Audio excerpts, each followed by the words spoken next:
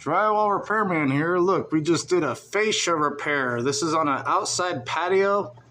The fascia board. They just redid the roof, replaced the fascia. There's a big old gap between the sheetrock and the fascia.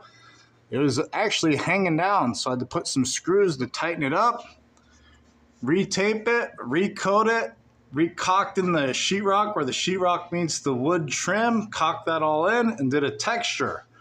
It's all repaired. We did both sides of the patio. 25-foot patio, we did both sides of the fascia.